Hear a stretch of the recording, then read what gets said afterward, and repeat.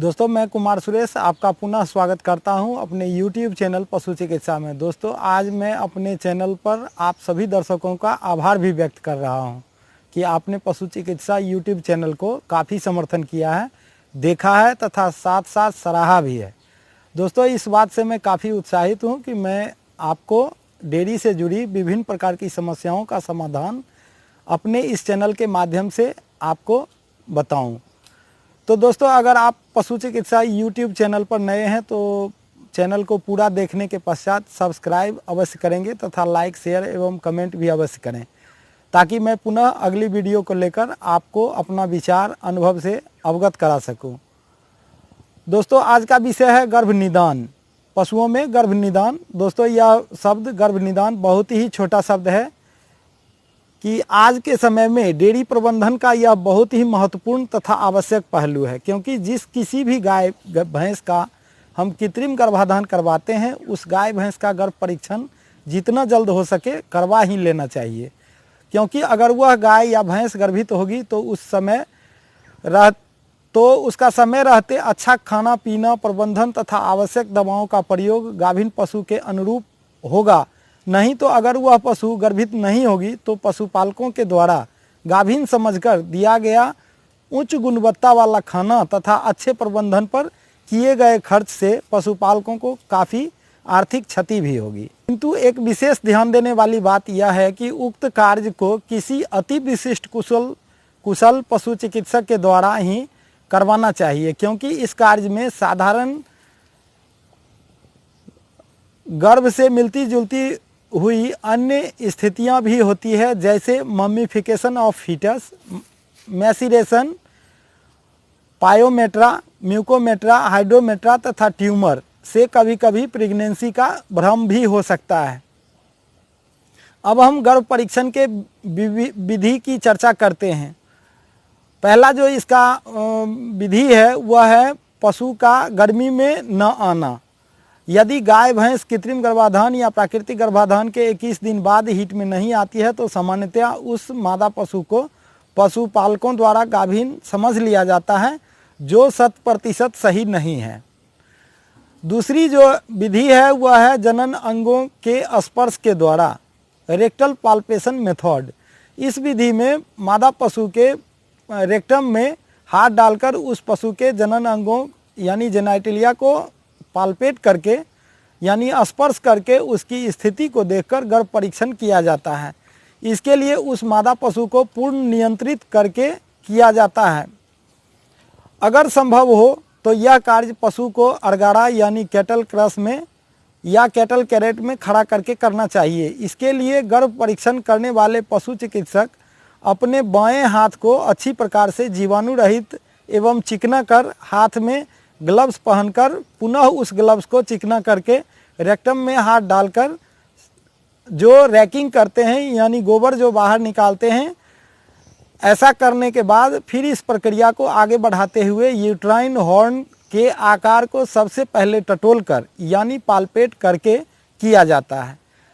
यदि गर्भाशय के एक हॉर्न का आकार दूसरे हॉर्न के आकार से बड़ा या अलग है या उसमें भिन्नता है दोनों हॉर्न में, तो उस हॉर्न को भ्रूण की या बच्चे की उपस्थिति समझा जाता है और गाय गर्भित समझी जाती है। यह एक हॉर्न का आकार बढ़कर एक गुब्बारे जितना बड़ा होना लगभग 50 से 60 दिन का गर्भ समझा जाता है। गर्भाशय परीक्षण करते वक्त यूट्राइन हॉर्न के साथ साथ ओवरी का भी बहुत धीरे धीरे से तथा सुलभता से परीक्षण करना चाहिए, क्योंकि गाभिन पशु के अंडाशय के ऊपर एक मटर के दाने के आकार का एक कार्पस ल्यूटियम उपस्थित होता है जो प्रेगनेंसी का संकेत देते हैं। लेकिन यहाँ पर मैं एक बात जोर देकर जिक्र करना चाहूँगा कि कॉर्पस ल्यूटियम को जांच करते समय काफ़ी सावधानियाँ भी बरतनी चाहिए, क्योंकि कभी कभी इस कॉर्पस ल्यूटियम के दब जाने के कारण उस पशु का गर्भपात हो जाना भी संभव होता है।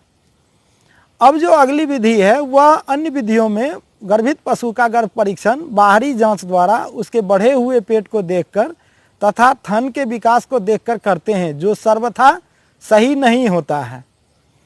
अगली जो विधि है वह है रासायनिक परीक्षण द्वारा। इसमें क्या करते हैं, गाय भैंस तथा अन्य पशुओं के गर्भवती होने की जांच करने की यह विश्वसनीय विधि है।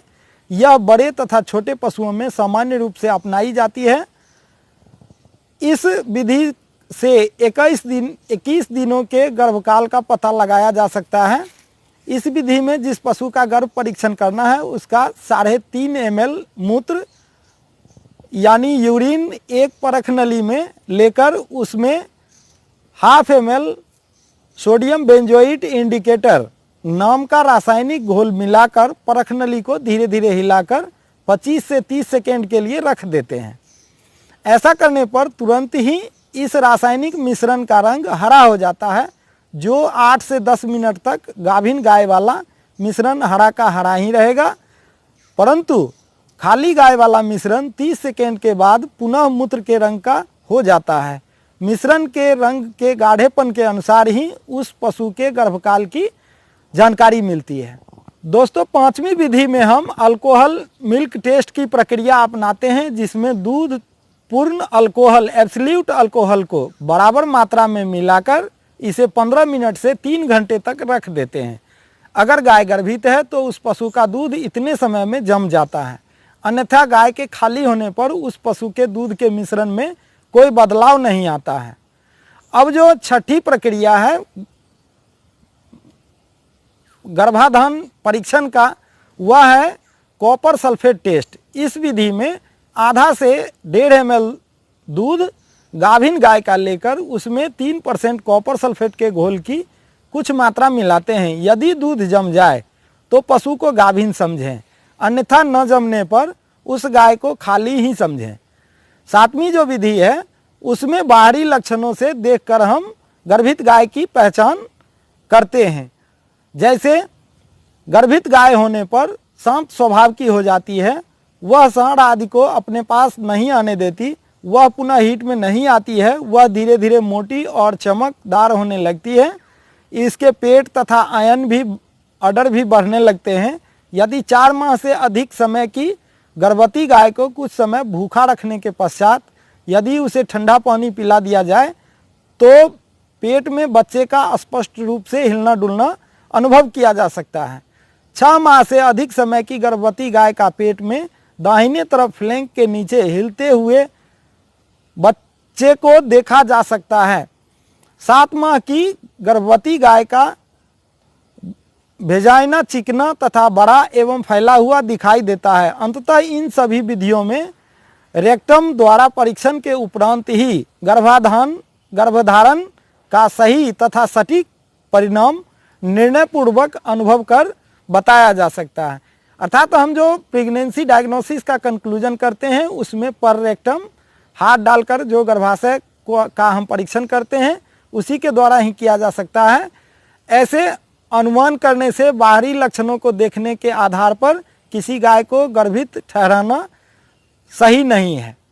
दोस्तों, ये था हमारा गर्भ निदान के बारे में मेरा अनुभव जो हमने अभी आपके साथ साझा किया। अगर वीडियो अच्छा लगा हो तो एक सब्सक्राइब जरूर अवश्य करें और लाइक शेयर एवं कमेंट भी अवश्य ही करेंगे, ताकि मैं पुनः उत्साहित होकर एक नई वीडियो को लेकर मैं फिर आपसे बात कर सकूं। धन्यवाद।